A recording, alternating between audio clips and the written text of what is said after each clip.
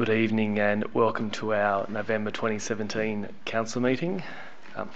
Under Section 72 of the Local Government Act, the office of Mayor becomes vacant at 6 a.m. on the day of the general election.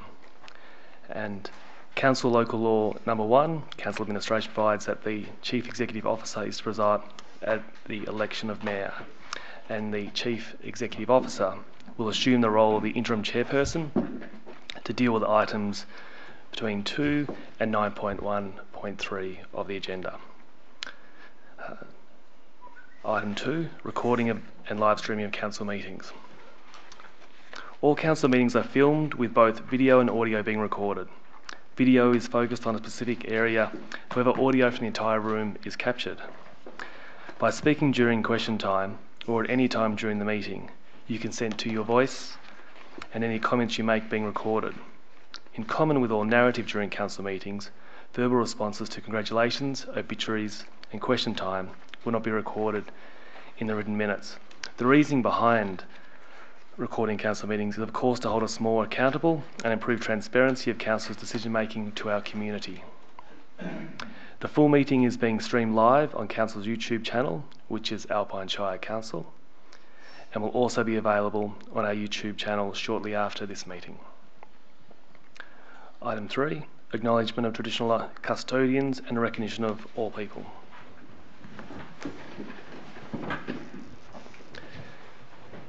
The Alpine Shire Council acknowledges the traditional owners of the land we are now on.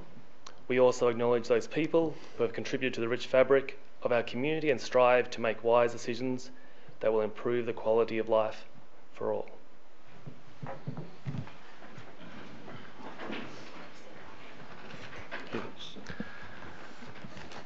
Item 4, confirmation of minutes. For removal for that the minutes of the ordinary council meeting 10 held on the 2nd of October as circulated be confirmed. So moved. Seconded. Councillor Keeble and Councillor Janus. Apologies, Councillor Roper. And 5. Item 6, obituaries and congratulations. Starting from Councillor Napstein.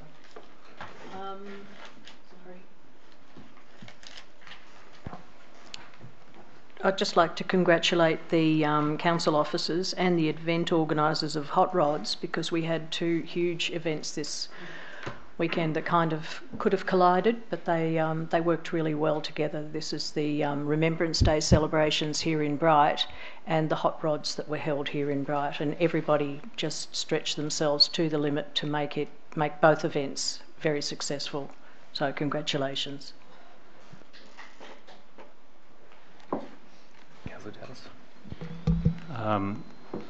Just going on what Kitty has said, that the Hot Rod Run has seemed to have gone very well this year, and I did attend up here on an official occasion and was very impressed with the organisers, and also the fact that they made a specific effort to get out amongst the other communities in the Shire and support those businesses within the Shire, which is really what we want them to do.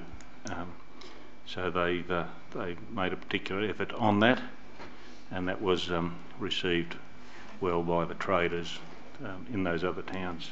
So well done to that committee, and well done to the police who coordinate a lot of that work around. There was a great deal of cooperation between the organising committee and the local police, or the police attending that event, and that made it so much more pleasant for everybody concerned. Thank you. Councillor Keeble. Thanks. Just congratulations and thank you for all the branches that organised and ran their Remembrance Day on Saturday. All our towns looked fabulous on that day, and congratulations to those people organising it. I know I attended the one in Mount Beauty, I think maybe 100 people in the end, maybe. The band was there, it was warm, it was very hot actually, but the place looked good and it was a good ceremony. Thank you. Councillor Pearce. Thank you. CEO. I'd concur with my colleagues on their comments on both the hot rod event and the great job that the coppers did with their control, and a great congratulations to the crowd's behaviour as well. It seemed to all go across pretty well. I'd also like to congratulate another event earlier in the month, was a musical event out at the back of Wandillagong called The Swagger, run by Michael Patterson, a young bloke who's born and bred in this area, who's put on a fantastic event over the last several years, and this was no exception. It was a little ripper, so well done to Michael. Councillor Forsyth. I can only concur with everybody else, but I'd also like to congratulate all of the outdoor staff, Alpine Shire. I consistently get comment at work from visitors just how good the Shire is actually looking, especially at this time of the year. And I know the grass is growing really quickly, but they're doing a great job. Councillor Nicholas. Nothing to add. Thanks everyone. Thank you. Item 7, declarations by Council of Conflict of Interest. Nothing. Item 8, public questions on agenda items, and which are limited to 2 questions per person. So we received 3 questions already, which I'll read through. The first question is from Jane Sullivan. The first question reads, can the Shire update Dinner Plain residents on the progress of the review of the rating strategy for 2018 with a view to converting the special rate at the village to a commercial rate, with residents of non-commercial homes being treated the same as the rest of the Shire and only paying a general rate? Director of Corporate, Natalie Cook. Good evening. I can deal with that question. I think the first point is that the council has signalled an intent to apply a Dinner Plain special rate in the same way as the commercial industrial differential rate. This would not be converting the special rate to the commercial industrial differential rate, because that's not something that we can do currently, but it would necessitate the declaring of a special rate that would be applied in the same way as a commercial industrial rate, which would mean the same quantum and applying to commercial industrial properties only in the same way as a differential rate is applied across the rest of the Shire. Just for clarification in the question. We have been undertaking analysis internally as to which properties would be identified as commercial, industrial versus residential up at Dinner Plain. And parallel to this, there has been a number of market testing activities being undertaken internally. The final outcome of the market testing will inform the cost of the services in Dinner Plain for 2018-19 and is a necessary component prior to us furthering the strategy development on the Dinner Plain special rate for further consideration. This market testing process should be fairly advanced in the next few weeks, and we would be in a position to do the next step of analysis on what the options are with regard to the Dinner Plain special rate after that, and we are hoping to be in a position to do further consultation in the next month. With Council? With Council, yes. Thank you. Question 2, which relates to the first one. Can the Shire update ratepayers on the progress of the negotiations with the Hotham Resort for the supply of the Dinner Plain bus in 2018? Director of Assets. Thank you, Mr. CEO. Alpine Shire Council and the Mount Hotham Resort Management Board have been working collaboratively towards securing safe and efficient bus services for the future winter seasons for both Mount Hotham and Dinner Plain, commencing in 2018. A joint tender process has been undertaken by Council and the Mount Hotham Resort Management Board for the in-village bus services of both Hotham Village and Dinner Plain to Hotham service. At the same time, Council has tendered for the Dinner Plain to Hotham bus service as a standalone basis. The standalone tender service was undertaken considering the risk that the Mount Hotham Resort Management Board may decide not to outsource their in-village Hotham services. Submissions have now been received and evaluated for both tenders. The Mount Hotham Resort Management Board reached a decision relative to their service for the Hotham intra-village service at the board meeting on the 10th of November. Council officers are now preparing a report for Council to consider for the Dinner Plain to Hotham bus service, which will be presented for the 5th of December Council meeting. Thank you. The next round of questions was received from Mrs. Lynn Hams from Mount Beauty. And the question is, are there any regulations which govern the use of nature strips in front of private homes? Must it be planted to grass, or is it allowable to make a garden or install pebble or concrete finish? Director of Assets. Thank you. Construction of garden beds on nature strips is governed by Council's Streets and Roads Local Law Number 6, where it states that no person may, without a permit, construct a garden bed or plant a tree on a nature strip. In determining whether to grant a permit to allow for the construction of a garden bed on a nature strip, the authorised officer must take into account the following: whether adequate pedestrian access free of obstruction will be provided, whether the construction of vegetation to be planted will interfere with other services located in the nature strip, whether the garden bed layout or construction could be a hazard to pedestrians, the suitability of non-plant type ground covers, the type and construction of border and edge strips, and whether an indemnity has been provided to Council. Applications for a permit must be in the form specified in Schedule 5 of this local law, and information regarding all of Council's local laws is available on the Alpine Shire Council website. Thank you. And the third question is from Mary Pike from the Upper Kiewa Valley Community Association, and it's in relation to the Mount Beauty taxi service, which states he will probably cease to exist from April next year. The business has been on the market for some time and the proprietor has had no offers, and he's intending to cease the operation when he relocates to Queensland. The service is vital to so many in our community, especially the elderly who rely on it for shopping, medical appointments and transport to and from the V-Line services. We are aware that when similar services ceased in the Ovens Valley, there were many who were disadvantaged, and we would like to see this avoided if possible in the Kiewa. V-Line would certainly need to find a suitable link substitute, and perhaps this is one way in which the Shire can assist by using their resources to encourage V-Line to maintain their services to this valley. We hope we can assist you with these concerns and be guided to ways in which we might help. So firstly, thank you, Mary. It's an unfortunate situation, and I hope a buyer can be found. We are open to discussing ways in which we can help.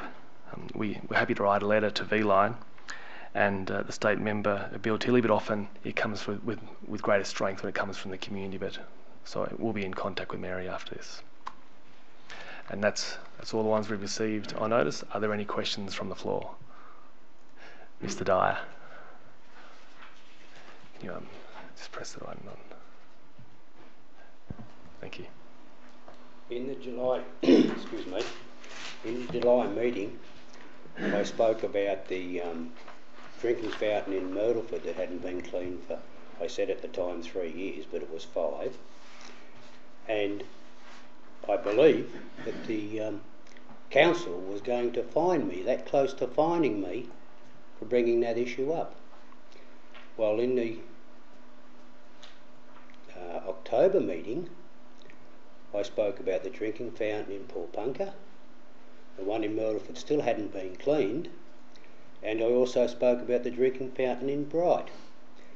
That I think it was the October meeting, but I didn't come to the September meeting. I didn't come to, but there was a fella cleaning his shoes. As I said, he stood in dog feces. Well, those marks are still on the drinking fountain here in Bright. We've just had the hot rod come through Bright, and nothing was done about it. Now, I don't want to get fined again, or close to being fined, being on my high horse, but in the July meeting, I tried to ask when and how often would the toilets be cleaned, but it didn't happen.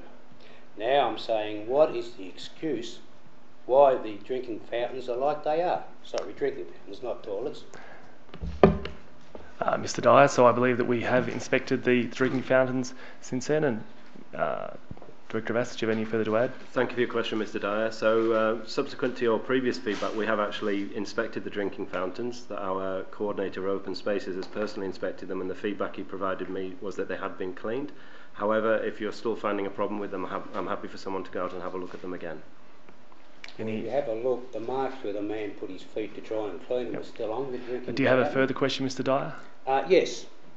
The next one is the last meeting. I spoke about the letter that was sent to me. Okay. Yes. I put in a letter before that on the 30th of the 7th for the governance officer. I believe you're stonewalling, but back to that, you spoke about that I upset a lady twice and made her cry twice. And I asked to respond to that, and I was allowed not to. So, Mr. Dyer, in relation I to would that, like to know whether I can respond to that again now. Because I no, wasn't allowed Mr. to Dyer, ask questions. Mr. Dyer, this is question time. This is not a position to make, not a time to make a statement. So, in relation to that matter, it's a very serious matter. It's very serious. I And take it very serious. If you'd let me finish, please, Mr. Dyer. I did not talk in specifics about who and how and what the frequency of how they were upset. But what I will reiterate is that when you have attended the reception on a number of occasions, you have left our staff upset and physically upset, and we take that very seriously. So we have an obligation under the OHS Act to provide a safe working environment and bullying and harassment isn't allowed for. So thank you, Mr. Dyer. That's all tonight.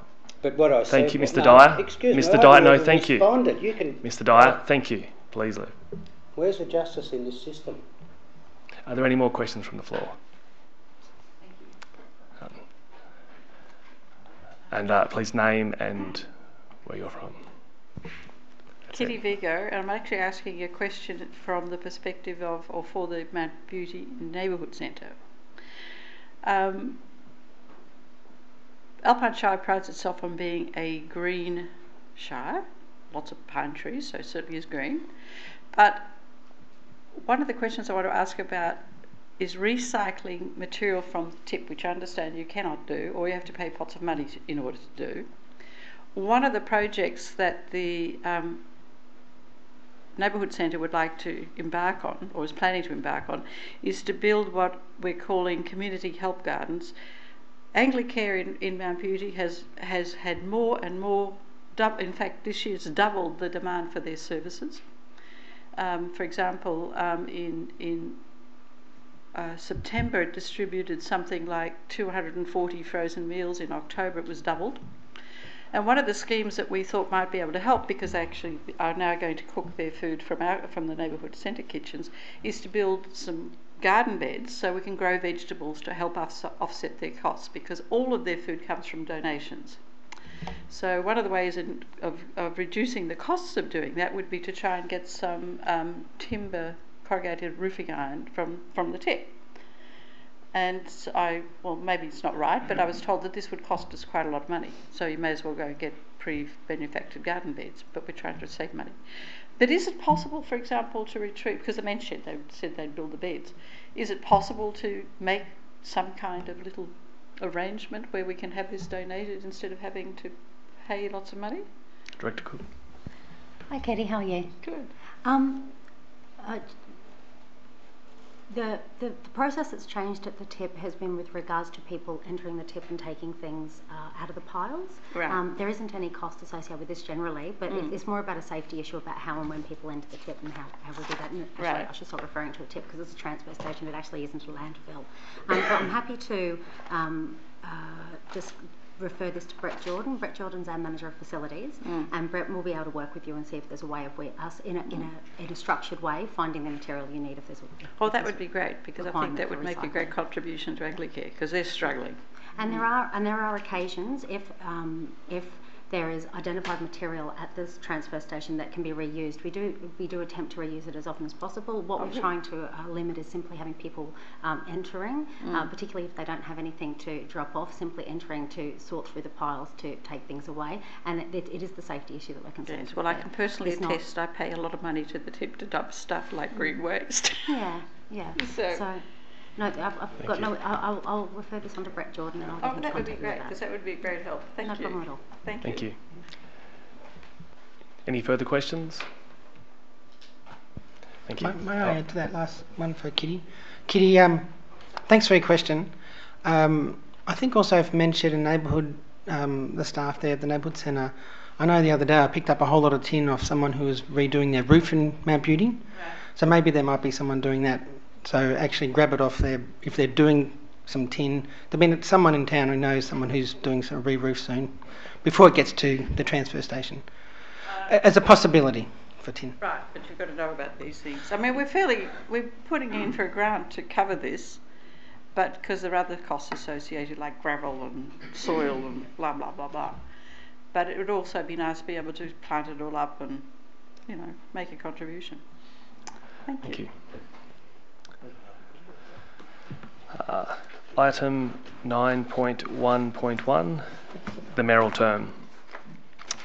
The Local Government Act sets out the several requirements for the election of mayor, including the timing of the election of the mayor and the length of the term. Council may resolve to elect the mayor for a term of 2 years under the Act. If Council does not choose the 2-year option, then Council must elect the mayor for 1 year. I'd like to move that we have a 1-year election, please. I'll second that. Second. I think that was Councillor Forsyth. Councillor Pearce. Okay, thank you. Item 9.1. Sorry, I have to vote, yes. All those in favour? Thank you. So moved. Item 9.1.2, election of mayor. The Local Government Act sets out the requirements for the election of the mayor. The mayor is to be elected at a meeting that's open to the public, and any councillors eligible for election or re-election to the office of mayor under Section 72 of the Act. I'll now call for nominations and a seconder for the office of mayor in accordance with council's election to the office of mayor and deputy mayor procedure. I nominate Ron Janis. Thank you. That's Councillor Napstein. Seconded. And seconder was Councillor Nicholas for Councillor Ron Janis. Are there any other nominations? If there are no other nominations, then I'd like to declare Councillor Janis as the... Does he want to? Oh, sorry. Councillor Janis, do you accept the nomination?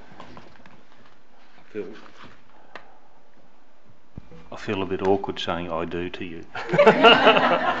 You can just say yes. Yes will be fine. Yes. So upon that, I'm pleased to declare that Councillor Janis is the mayor for the next 12 months.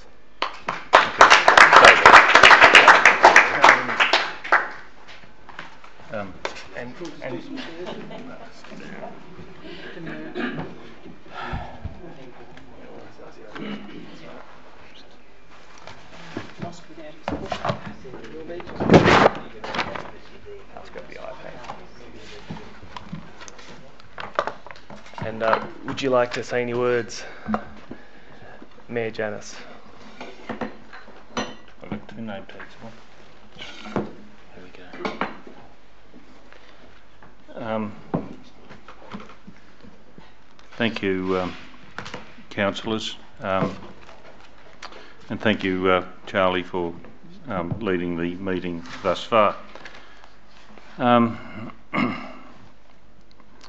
This is a very well respected shire within the local, state and federal government spheres, and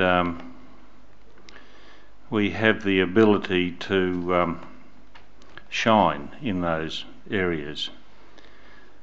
So it's a privilege, I believe, to lead such a great team of councillors and this shire, basically.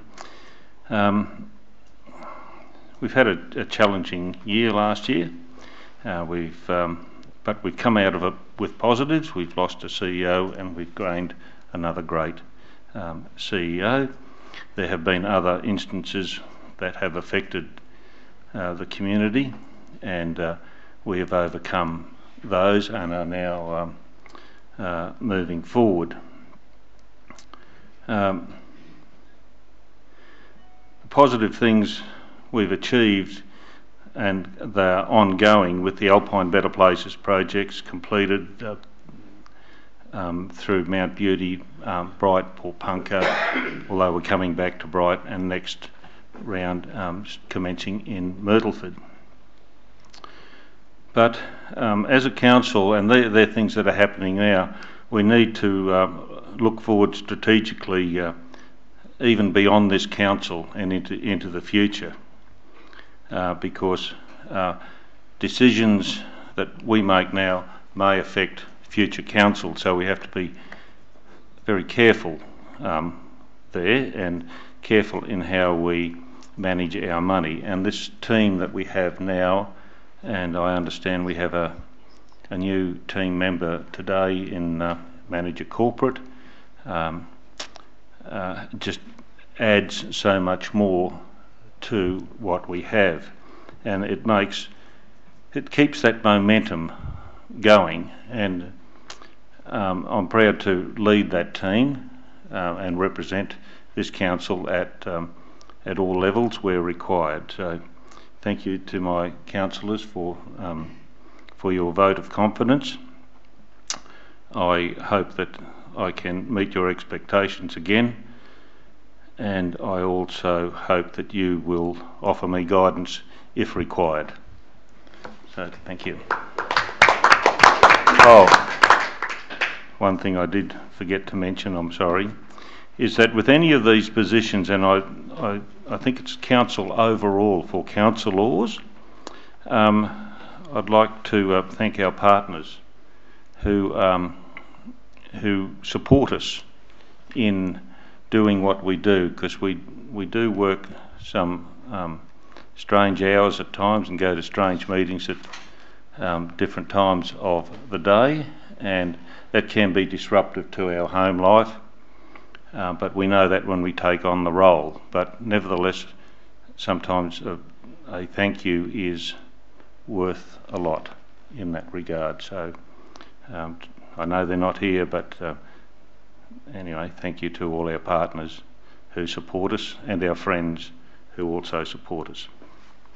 So we'll move on.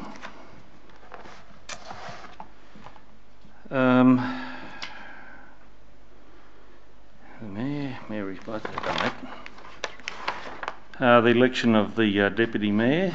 I'll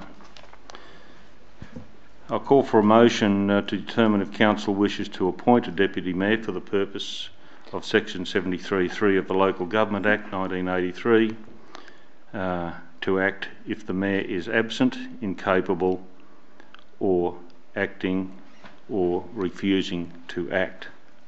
Newly elected Mayor, I'd like to propose the motion that we have a one-year term for a Deputy Mayor, and that we do actually have a Deputy Mayor. Thank you, Councillor Forsyth. The seconder? I'll second that. Councillor Knapstein. We'll take that to the vote. Is all those in favour? That's unanimous and carried. So that should read for one-year term, Deputy Mayor. I now call for nominations, and the seconder for the position of Deputy Mayor. Mr Mayor, I'd like to nominate Sarah Nichols, Deputy Mayor. Just a moment. And seconder was Councillor Knapstein, was it? Thank you.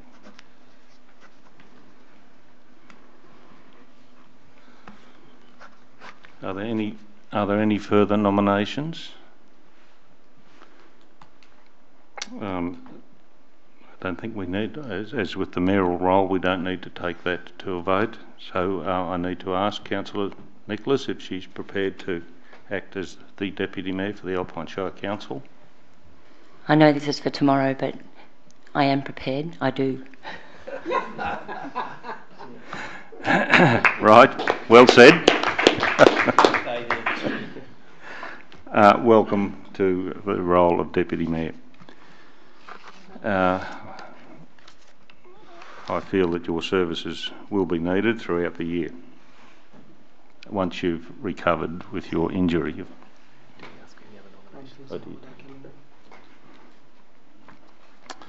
Right, so we've got that part of the meeting completed. Councillor Links, do you want to say anything in relation to that? I should have asked you. I apologise. Thank you, Mayor Janus. I would like to say that I'm looking forward to working more closely with you in your leadership role, and that I'm also looking forward to continuing to build constructive relationships with communities and to maintaining Alpine Shire Council in a strong financial position in particular. And finally, I'd like to say thank you to Councillor Keeble for his efforts over the years, and also to you, Ron, for your last year's contribution, which was magnificent. Right. Well, thank you for that. I'm a bit... You already said I do. Yes, you already said I do. Yeah. Okay. You're a couple. 44 years this week for me. Congratulations.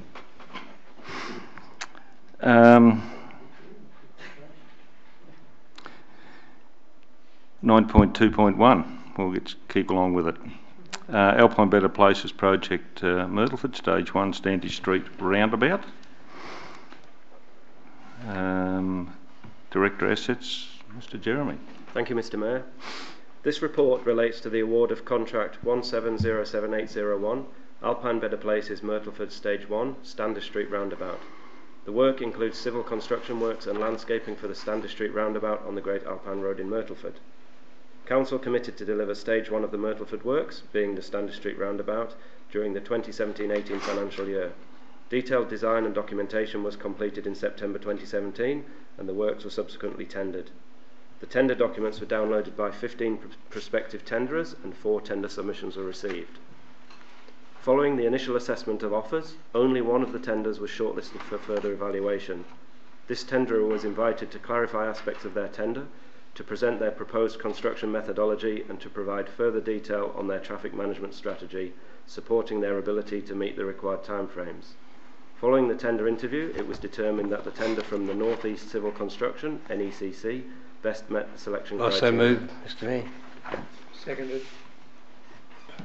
Thank you. Councillor Pearce.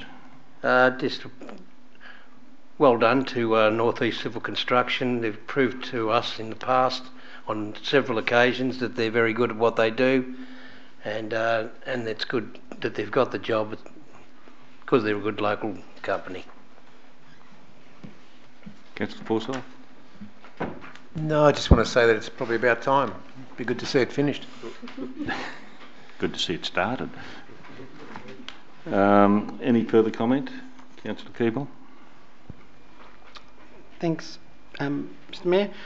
I just ask if people are looking at the recommendation, the price of $646,915.26. I'd like to know whether 26... No, I'm just kidding. Can I ask, that's a fair price for a roundabout, and I think that it's a needed roundabout, don't get me wrong. I think the Township of Myrtleford will make that intersection safer. But can we give some indication of why it is that expensive? Please. So we've been working on the scoping of the roundabout for quite some time, and there's actually a lot of work involved in putting this roundabout in. So when you think about the different components of the roundabout that we have to implement, there's quite extensive civil works, there's underground drainage works, and there's landscaping around the roundabout. So we've been out to the marketplace. We've been out to the marketplace for the detailed design, so we're confident in our appointment of the design consultant, and we've subsequently been out to the marketplace with those design documentation, which essentially details the rates, construction rates and quantities, and we're confident in the values that have come back from the construction contractors. And just to clarify, this is partially funded from a grant? That's correct, yes. We have got a number of different sources of grant funding for this project.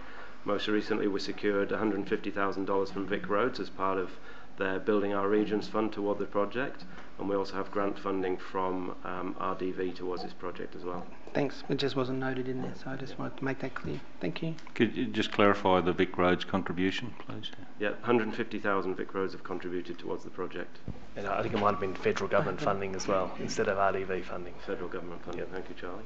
Which is great that we can get funding for these projects.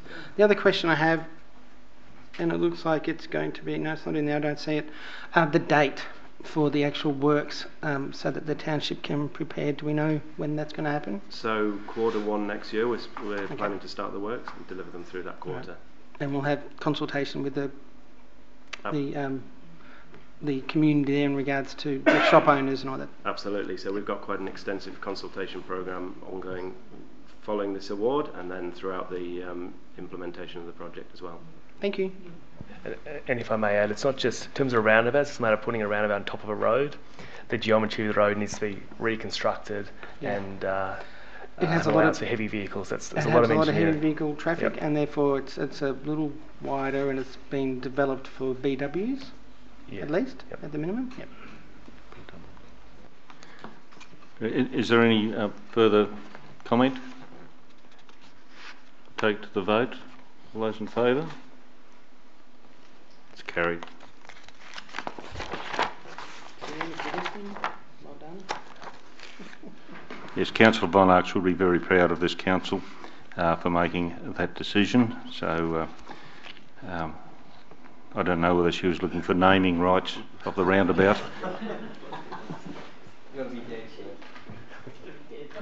Oh, that's right. Well, we don't wish that upon her at this point. 9.2.2 Alpine Events Park, multi-purpose facility construction upgrade. This item is for noting only. It doesn't need to be voted on, but I think in the circumstances is right and proper that this matter comes before council for some clarification and ultimately to the public for clarification, and the sooner we have it properly clarified and what we're doing, the better. So, Mr. Jeremy, you're going to lead that. Thank you. Thank you, Mr. Mayor. The purpose of this report is to note anticipated additional works which will be required to complete the multi-purpose facility at the Alpine Events Park in Pioneer Park in Bright. In September 2017, Council approved the award of contract 170501 to Barton Street Developments for the lump sum price of $1,819,787. The contract works began on 18th of September 2017, commencing with the partial demolition of the lower change room building. The lower change room building was originally built by Alpine Shire Council as the owner-builder in 2006. In October 2017, during the partial demolition of the lower change rooms, the building contractor raised concerns regarding the apparent lack of core filling within the blockwork of the rear retaining wall. Subsequent investigations and destructive tests revealed a number of issues of concern with potential impact on the structural integrity of the existing building. The key issues which have been identified with the building are as follows. The blockwork in the retaining wall at the rear of the change room has only been partially core-filled with concrete. The retaining wall has been constructed 3 metres high, which exceeds the approved design height maximum of 2.4 metres, and the drainage and waterproofing behind the retaining wall is not in accordance with the approved design. 2 independent structural engineers, the building contractor, project architect and the council's building surveyor have all been consulted to assist in determining the best way in which to address the issues of which have been identified. United Bright Football and Netball Club has been consulted with regard to the anticipated delay to the completion of the building works and the likelihood that the change rooms will not be completed prior to Easter 2018 as a result of the remediation works which will be required. The Alpine Cycling Club has been consulted as the remaining project components are largely infrastructure elements which are associated with the cycle hub. Consultation with all user groups will continue throughout the delivery of the remediation works for the multi-purpose facility.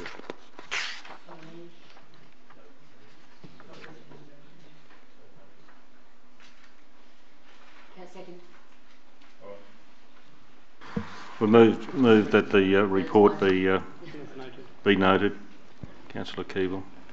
Thanks, Mr. Mayor. Councillor Keeble.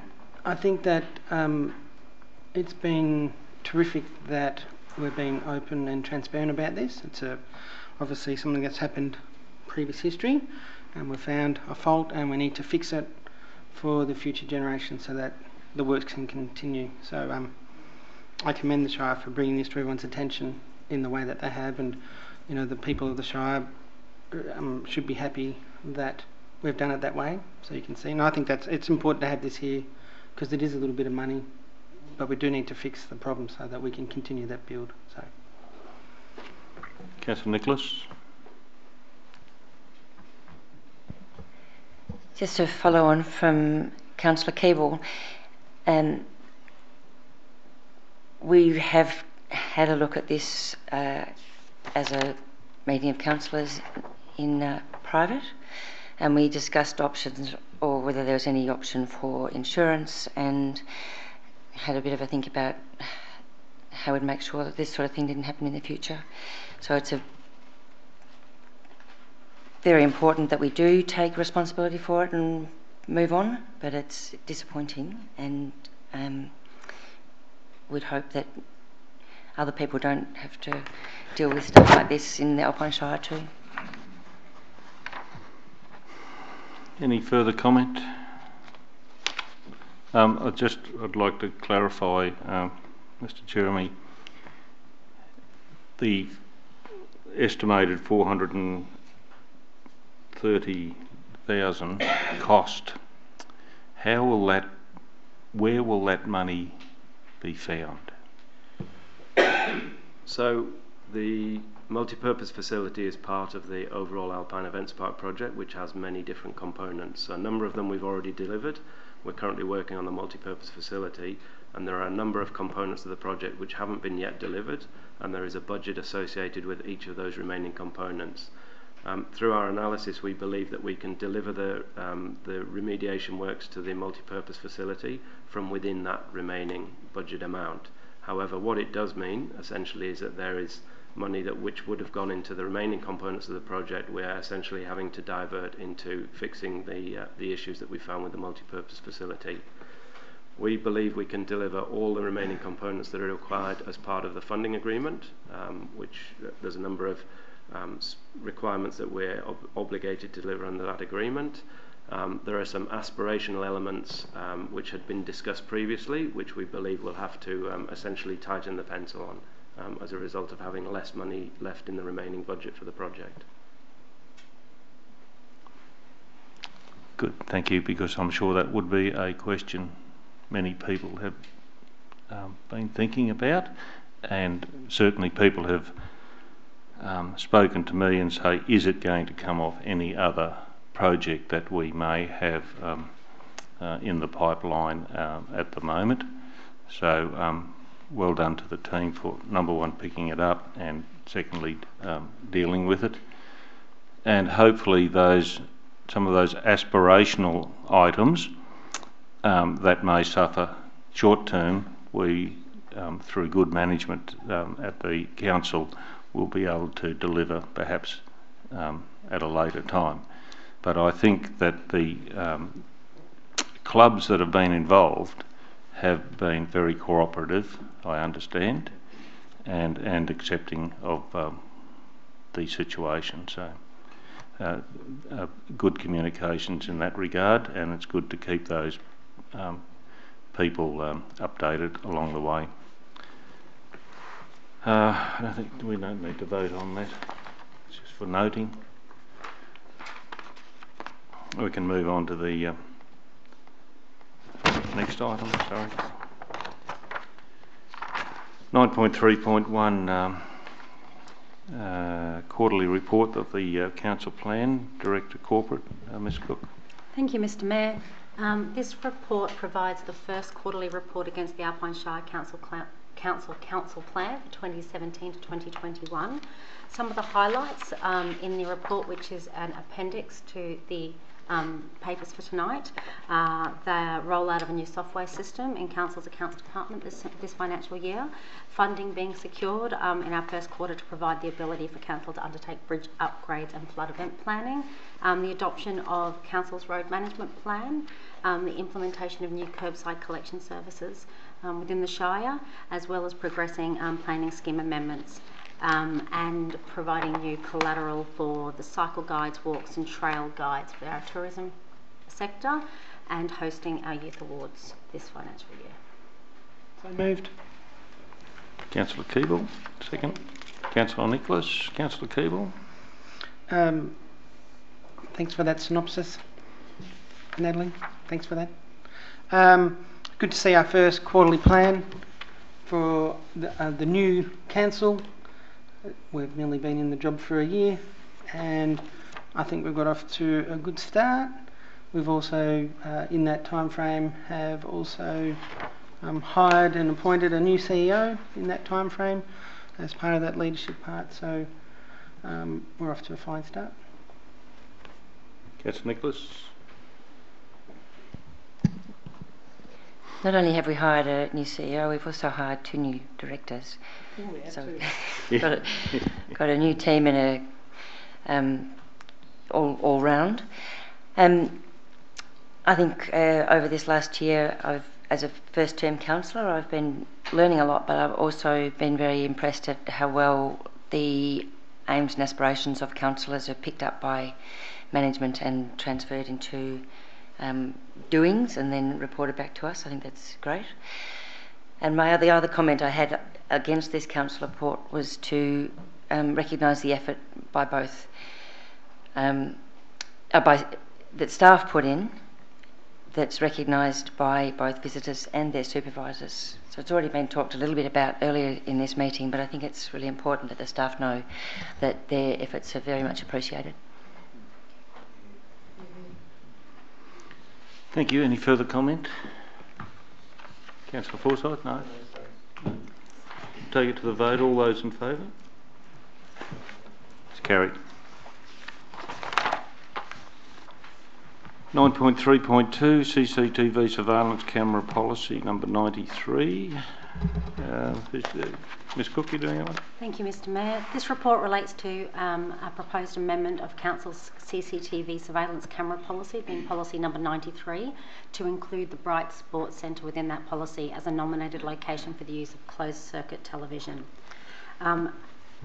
By way of background, at the April 2006 Ordinary Council meeting, a petition for the extension of operating hours of Bright Sports Centre was presented, requesting a 7-day per week extended access by Council. There was a project developed from this, and the project was subsequently approved in the 16-17 Council budget. CCTV infrastructure forms part of the security measures required to facilitate extended or after-hours access and is in line with industry standards for this sort of gym access. The amendments to this policy enable unsupervised use of the Bright Sports Centre by members of the Bright Sports Centre or participants in approved programs, and a full track change version of the policy is attached to the documentation. So moved.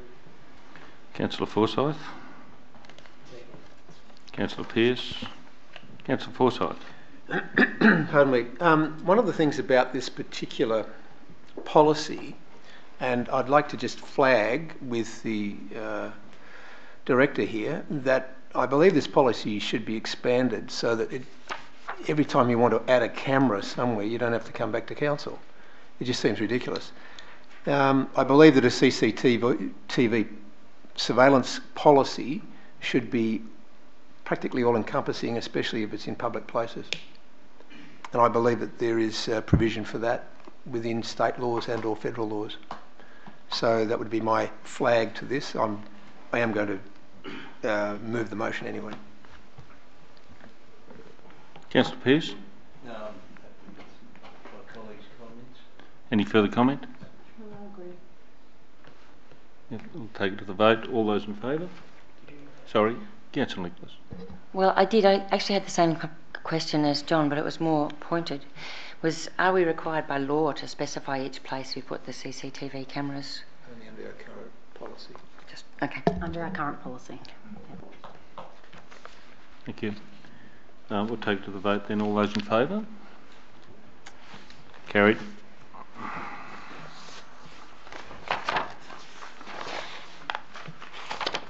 No. 9.3.3, the risk management policy. Yours again. It is not a policy. Thank you, Mr Mayor. The purpose of this report is to present to Council the 2017 review of the Alpine Shire Council Risk Management Policy, being policy number 54, and seek a Council's adoption of the revised policy.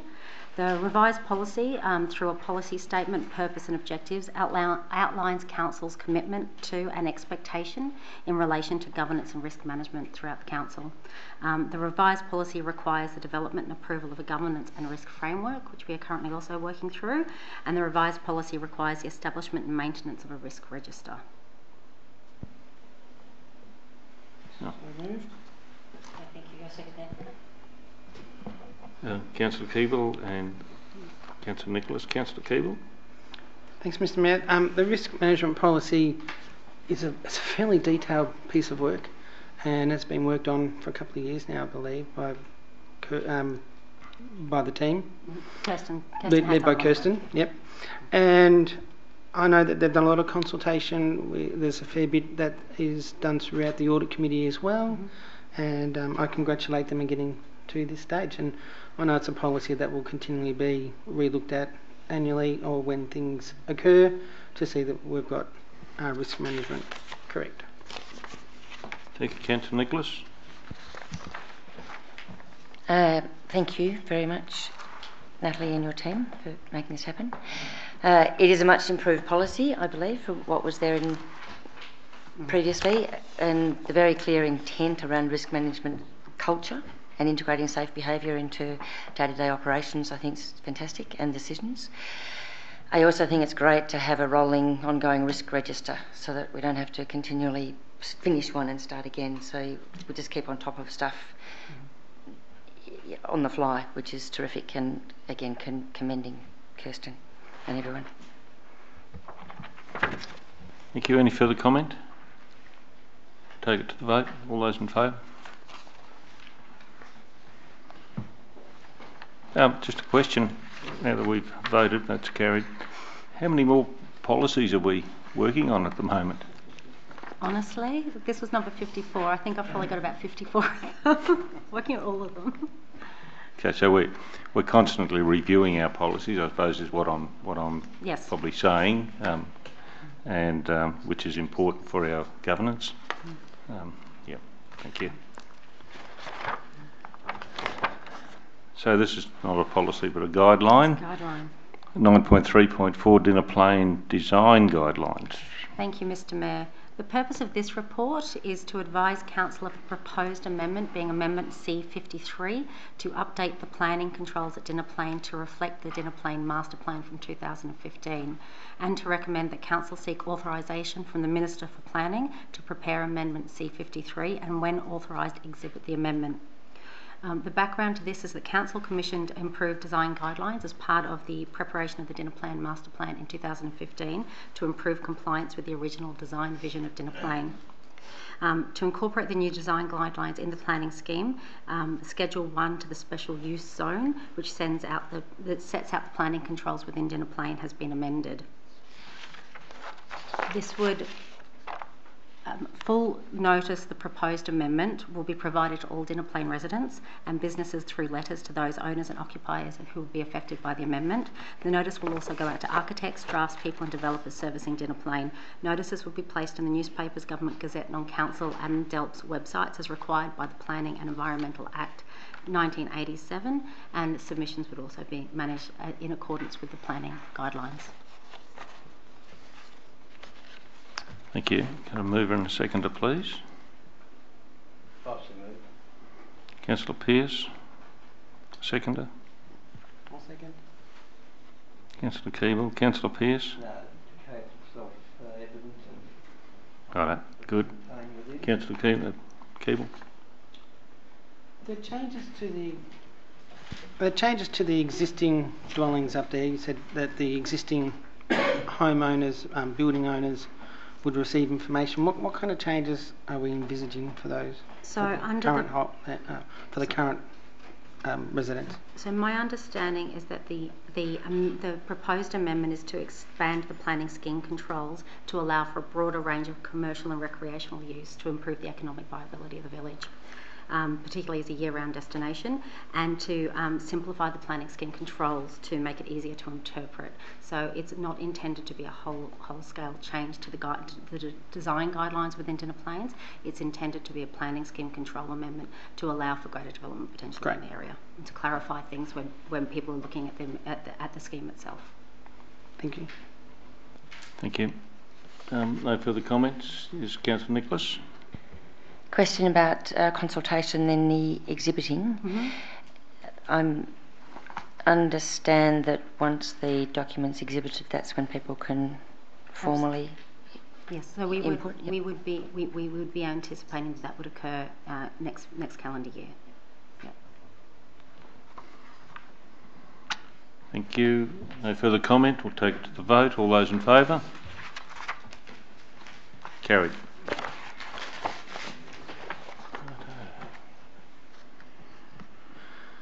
Uh, 9.3.5 planning application, 4-lot re-subdivision and modification of an access to road zone 1.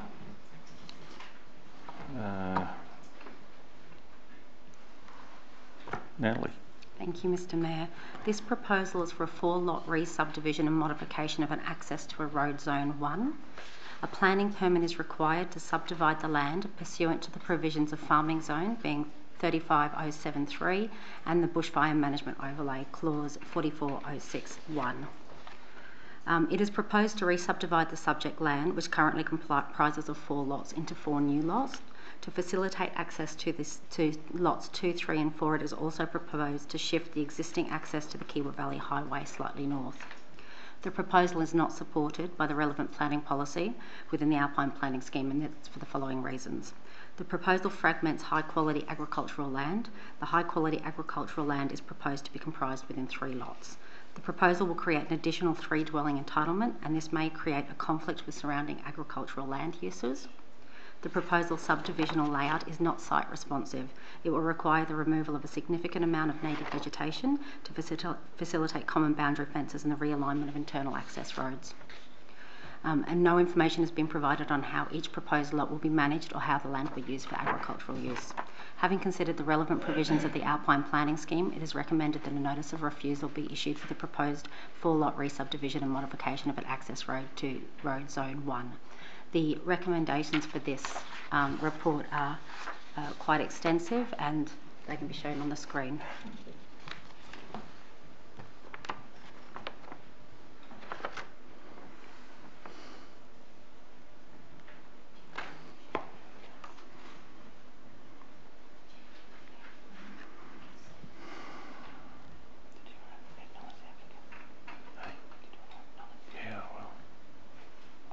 Just while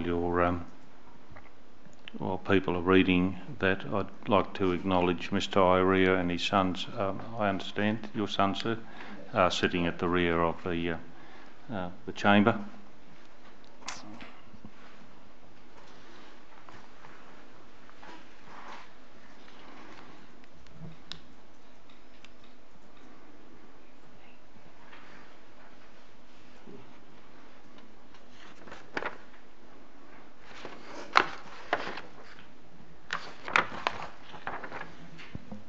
A mover and a seconder if people have had sufficient time to read, or would you like a little further time?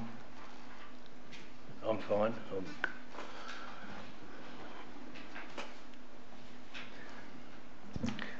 I'll move the recommendation.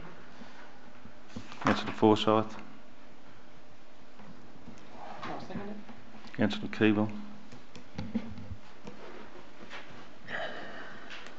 Thank you. Councillor Forsyth.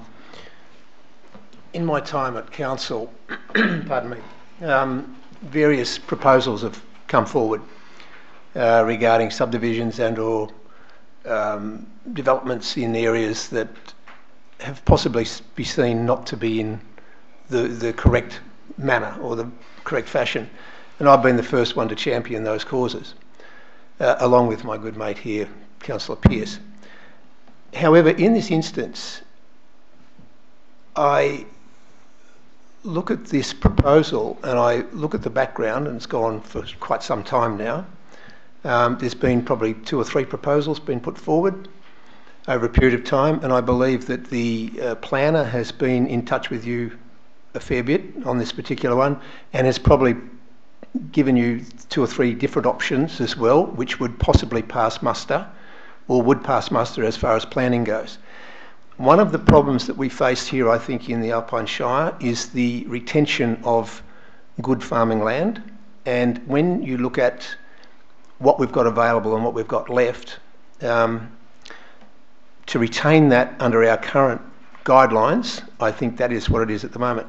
If I look 20 years down the track and we are then farming like the Japanese do on something with about 10 acres or 10 hectares, then we've got a totally different kettle of fish at the time. In order to facilitate a development such as this, I believe that there is probably some more work that could be done in order to get it exactly right that would still comply with and the letter of the planning things at the moment. So that's why I've put it up, but I want it for discussion from everybody else on the floor here as well. Thank you. Councillor Keeble. Thanks for that, Councillor Forsyth. My question is in regards to point 4, or section 4, whatever you want to call it, 4A. 4 reads, the development is inconsistent with the purpose of the farming zone as the proposal seeks to create 3 lots greater than 40 hectares which will have a as of right entitlement for a dwelling. I know that we can have in the farming zone 40 hectares with a dwelling, but I guess I just want to clarify the word inconsistent and how that's applied in this case. If someone can explain that to me, that'd be great. Thank you.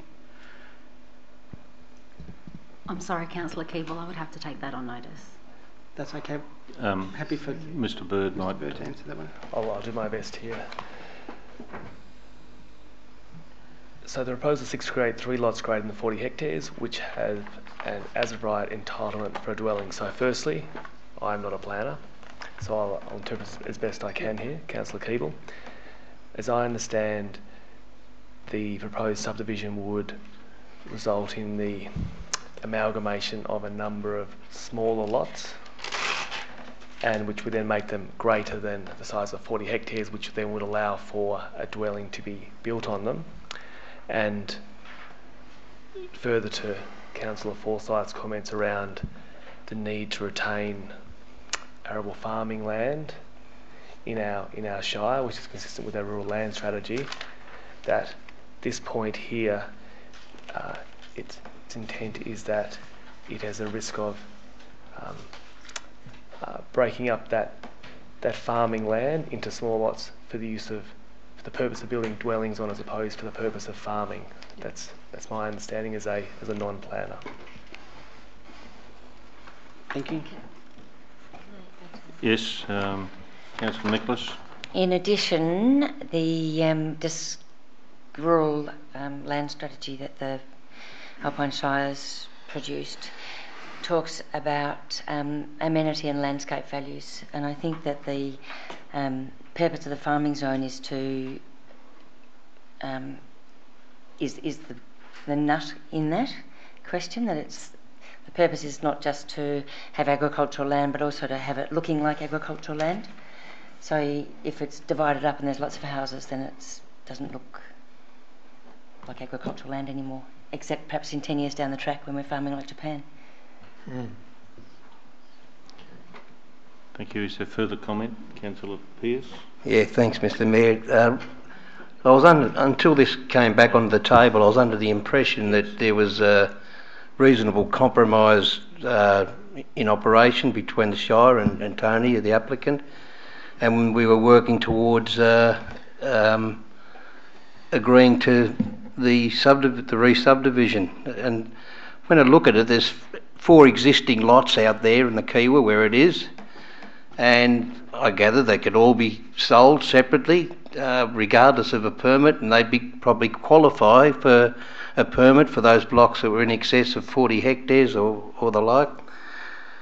You know, and you look at other things like the scaling down of the dairy industry and other large farm combining, and there's more to do with more specialist farming on smaller allotments these days, and which could work for this application. You know, it's a unique parcel of land. You know, there's it's a beautiful land. You know, there's mountains of lush trees with just a couple of small clearings in them. There's some arable land, and I think in the today, as we go with all the changes of late, there could be room for this subdivision, and I'm just a little bit sad that we haven't worked something out before today. Thank you, Councillor Pearce. Is there further comment? No. Before I ask the mover of the motion to speak again, I'm happy to take a comment from Mr. Irea, the applicant, if he chooses to address council. Yeah. If you would, Mr. Irea. Switch the microphone on, Tony, too. It's very frustrating for me. This started at least 20 months ago with the planning department, and I went to extremes to try to come to some agreement so everything would be fine. Every time we put a new planning in, I'm not blaming anyone in particular, but there was always objects. They were never good enough, whatever we done. It was a dairy farm. Everyone knows a sad story. I don't want anyone to feel sorry for me. We tried to sell it as a whole for about 2 years. We were unable, and then my sons, I've got 2 of them here, I've got 5 sons all up, they suggested if it were to be subdivided, they would be interested, of which one son, David, in anticipation, he's already put approximately 2,000 trees of chestnuts in. I'm a father, I care for my kids, and if we've got properties and we can't, at the end of the day, we can't leave a piece for your own family. I mean, there's always 2 sides of every story. I believe I've been treated very unfairly with the planning department. It should have been resolved. There should have been suggestions on how to resolve it before this day. I feel very, very angry about the whole thing. That's all I've got to say. If anyone would like to give me a question, I'd be happy to answer it. Yes. Councillor Forsyth? Yeah, could I ask you a question, Tony? And a question I didn't ask you on the phone yesterday. And that is, what was wrong with the actual plans that Mr. Porter actually presented to you? Look, that it was a joke. There is one dam of water supply for the whole farm. The way Mr. Porter suggested was to leave the dam out of that prime land, as he calls it. Right. So the dam was going to go with hilly country and not service the land. It's gravity fed, not service the land below the dam. Okay. So that's how silly. I don't know how much time was put into to that planning of Mr. Porter, but it is a joke, and it could not be accepted by us the way it was put up. I had 2 meetings with Mr. Porter, and every time we were communicating, and I was going out of my way to try and fix things, but unfortunately this is where it's got, and I won't change the plan. I will go ahead with it. Certainly. I'd hope some positive outcome tonight. If not, I have to go to VCAT. Look, understand totally. And I'm looking at option 6 here, which is the next one. Will? Figure 6, sorry. There's the dam, which is in the arable land, in lot 3. So that was a plan that was presented to you. Yeah, but if I may add, yep. lot 3 is on hills. Lot 3 is covered across a fair bit of flat land there. It's hilly as well. Yeah, it's hilly as well. The way Mr. Porter done it, the dam was not. No, that was in the previous one. If you go back to the previous one for me, please, Will.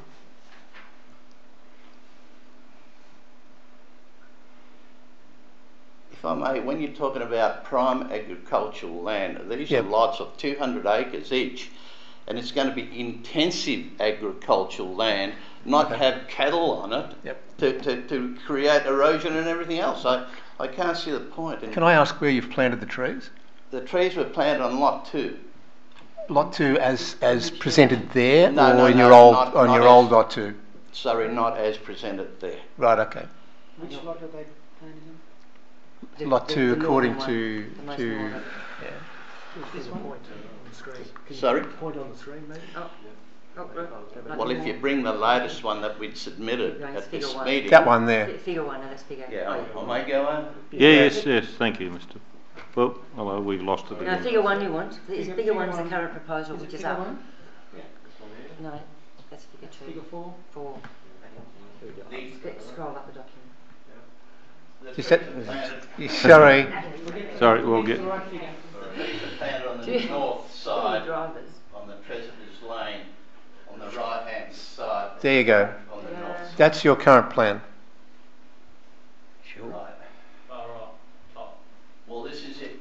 Okay, This so on the bit right. like here, the trees are planted here, all along here, and he plans to expand.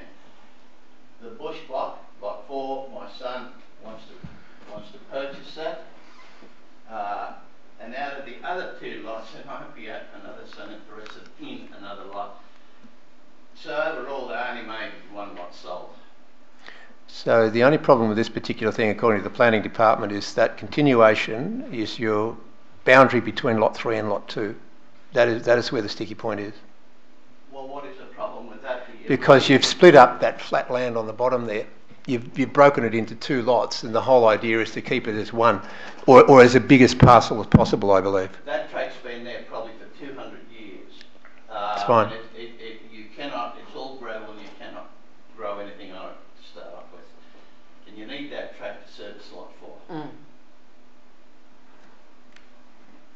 Okay. I can't see where... You're talking about the track where... The track is between 2 and 3. Can you just point to it, Mr. O'Rea, with your finger? That's we're happy with that. That's This fine. one here, see, this is the track from the Keogh Valley Highway that goes right up. That's the existing track, the one they call Treasurer's Lane. So that track's separating that lot from this lot. And by creating that, the water will be separated equally to these 2 lots. And they can do intensive agriculture on both lots. There's no reason why they can't. And that's how you utilise prime land, not by having cattle on there and running around wild. To me, planting orchards, planting crops, that's how you utilise prime agricultural land.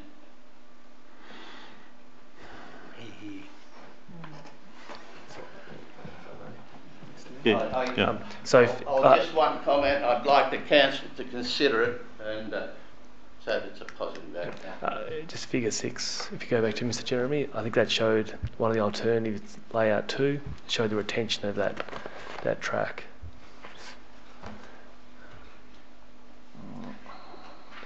So I saw that the retention of that track being there.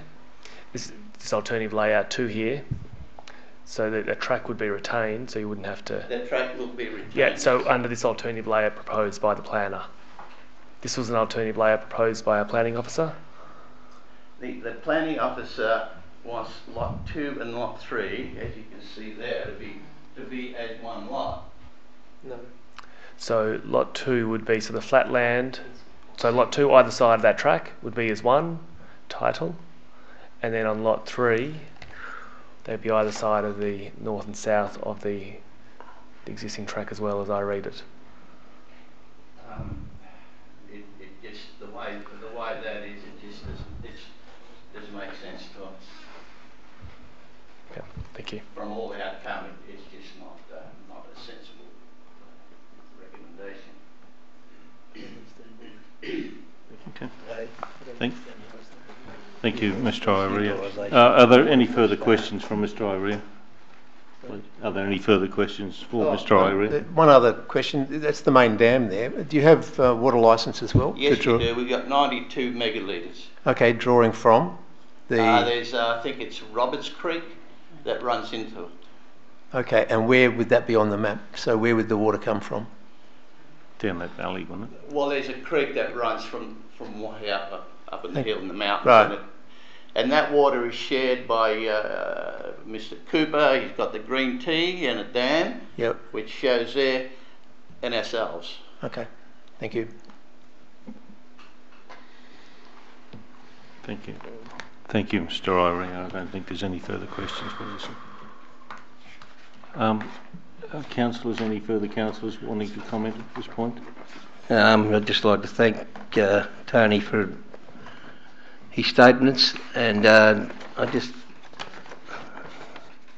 wonder where we're at. We've had several different plans come to us. We've been here on a couple of them, and we just heard Tony speak, and as a farmer, not as a planning officer, which is slightly different.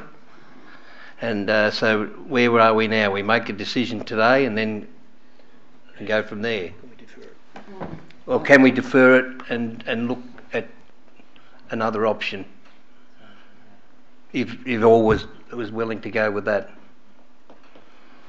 The matter can be laid on the table for further consideration, but I understand from the applicant that he would like the matter dealt with this evening. No, not necessarily. It can be discussed further, and if we can come to some arrangement, I'd like to put the matter on the table. Okay. Yeah. I put the motion originally, so can I alter the motion then to have it deferred and to put on the table, and for Mr. Irea to have another chat with the planning department, especially seeing councillors have had a chat to the planning department, and just see if we can come to some compromise there. Just a moment.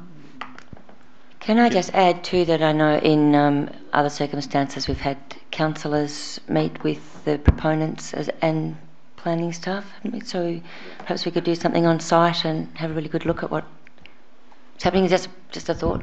I'd be very happy with that. So I'd be happy to meet any councillor or planning department on site. Thank you.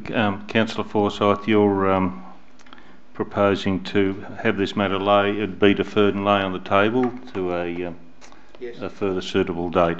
Can I have a seconder? I'll second that. Oh, Councillor Pearce. All those in favour of that amended proposal? You're in favour. Carried. Yeah.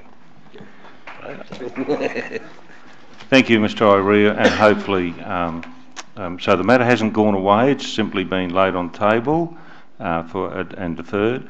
So there will be some further consultation with staff, probably councillors as well. Bearing in mind we are now already in middle November almost, and the year is progressing on very quickly. So, if I may, as long as it's not for 5, 6, 7, 8 months now. I certainly would hope it would not be. Thank you. Thank you, sir. We'll move on to the next item. Ooh, I think that might have been the last one. Item 10, Assembly of Councillors. Recommendation that the summary of Assembly of Councillors for September-October be received. So moved. Councillor Keeble. Seconded. Councillor Pearce. All those in favour? Carried. Item 11, General Business. I'll start from my right. Oh, it's me. No. Hey. General business. Have we appointed a new caravan park manager yet in Myrtleford?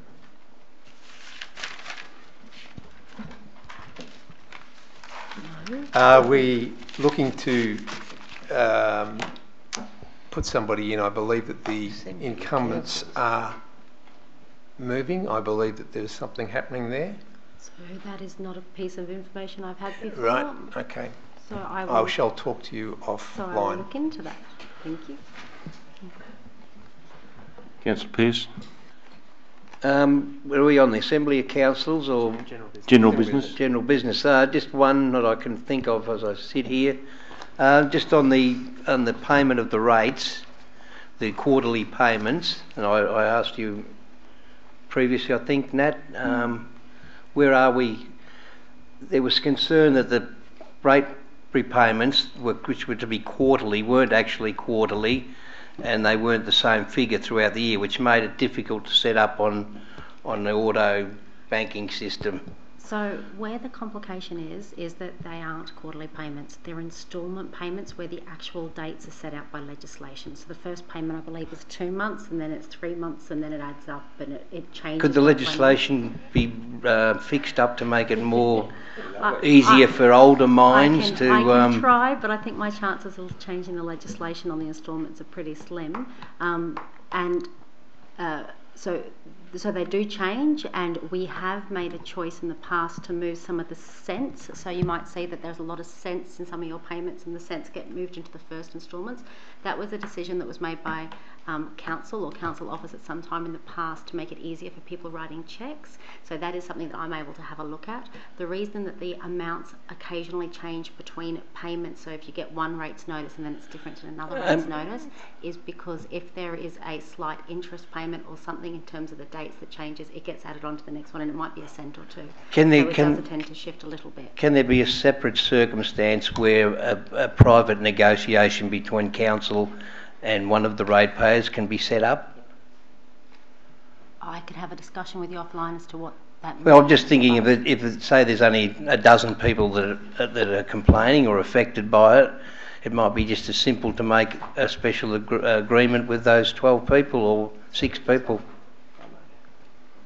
Just, if I may, Mr. Mayor. Thank you.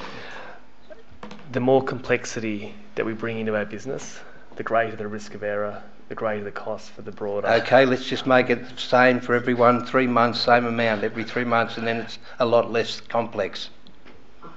I don't have the option of doing that because the instalment dates are legislated. It's not a date I can change. However, personally, the way I manage my rate payment on a personal level is I set up my instalments to pay a little bit more in the beginning, and I understand that it might mean I'm $70 your figures out by the end of the year, and then it evens out next year. But so that's something that you can do manually when you set up your payments, and you can still set up your instalment payments to pay automatically without it being quarterly. But the actual changing of the date is something that we haven't got the ability to do. What a shame. Sorry, another question on that one.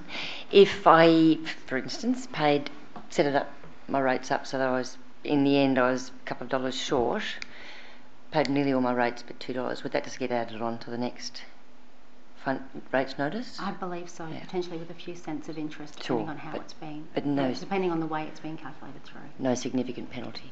No. So either pay a little bit ahead or fix it up later? Yeah, that's another option. Excuse me, Mr. Mayor, it's another question to Director Cook.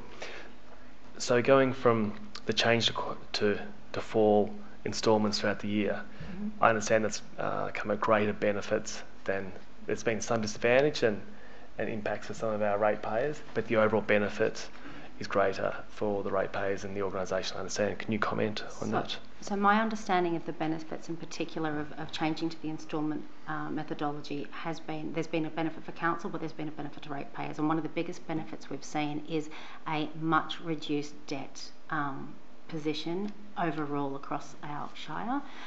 The actual, because people are paying, we're aware if somebody's missing an instalment much earlier than if somebody missed it once a year payment. So our debt collection and and how we have to then recover that debt has markedly reduced. We've seen much lower levels of debt throughout the shire. It also simply evens out the payment structure within council. So we don't have once a year. We have a very large customer service issue where lots of people are attempting to pay their rates at the same time on the same 2 days.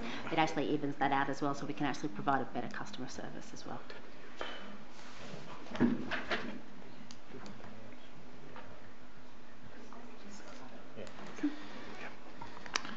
Thank you. You're right, No, Councillor. move on. Sorry, Right, move thanks. on. Councillor Keeble. Thank you. There's a state election coming up next year. Councillor Pearce, you could run and change that legislation. Yeah,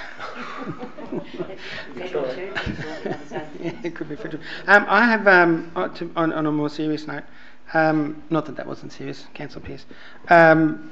Councillor Roper, bless his big heart, sent a attachment the other day for planning permits, and The average day for planning permits in Victoria are how many days? Anyone in the gallery want to guess how many days the average planning permit in Victoria? It's 69 days is the average days for a turnaround. In the Alpine Shire, in the last 12 months, it has been 34 days, and it's one of the lowest turnarounds in Victoria.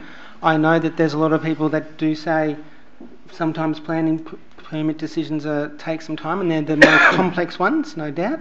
But in regards to this data, which comes straight off the Know Your Council data... No more comments from Councillor Roper though, please. No more comments from Councillor Roper. But the average day in the Alpine Shire for a planning permit turnaround is 34 days. The average in Victoria is 69 days, and the council with the lowest amount is some council down somewhere south, and they have about 32 days. So we're not far from being the lowest.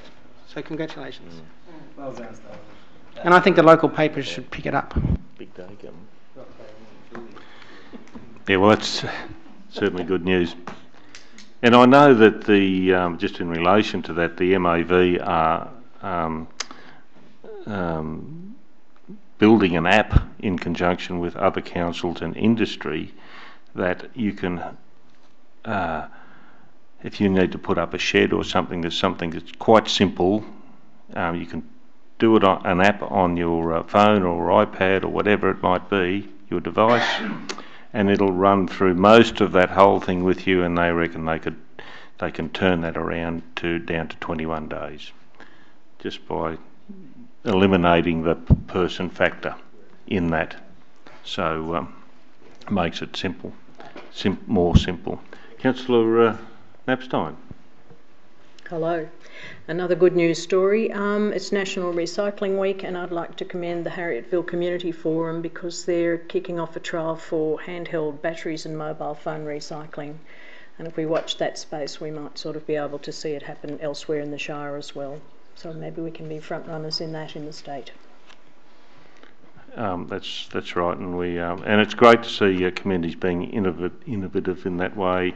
There is a briefing tomorrow down at Brunella about e-waste in landfill and the government's position on that, and I think our director is going to that one. Mr Mayor, if Director Cook could just a comment in response to Councillor Knapstein's comment just then. I would just like to point out, in addition to Councillor Knapstein's comments, that we actually have, we already offer free mobile phone recycling drop-off centres within the Shire. These are within here at the head office here at Bright, the Myrtleford Library and the Mount Beauty Library. You are able to actually recycle your mobile phones through those centres already. It's been in existence for many years within the Shire. We are hoping to receive some additional funding, potentially to enable us to reinstigate some recycling functions with regards to batteries in particular, because this was a service that we used to be able to implement. However, as has been pointed out, there is some additional information that's coming available now as to legislative changes with regard to e-waste. So hopefully we'll have some additional funding being released through that as well. Thanks, Natalie. I stand corrected. If I could also add to that, I understand we used to provide that service with the small batteries, and the funding changed, and so we're no longer able to provide that service without a cost to our ratepayers. The funding body Sustainability Victoria provides that service or funds that service for free in Wodonga and Wangaratta, the large ones, but no longer in a small rural council like Alpine Shire. So we would welcome a change to that, to be able to offer that service to our community. Good, thank you. I have no general business myself, so I'll move on. Item 12, motions for which notice have previously been given. I don't think there are none. And reception and reading of petitions. There are none being put before us. Item 14, documents for sealing. Recommendation. Now, I don't know if all these documents are here, Mr. Bird, are they? They've been crossed there. Oh, have they? Sorry. On the screen there. Okay. Lovely, thank you. that the following documents, as noted on the screen there, be signed and sealed. So moved. Councillor Keeble and Councillor Nicholas. Thank you. There being no further business, I declare the meeting closed at 8:31. Thank you for your attendance this evening. Safe driving home, and we'll see you again next month. So thank you.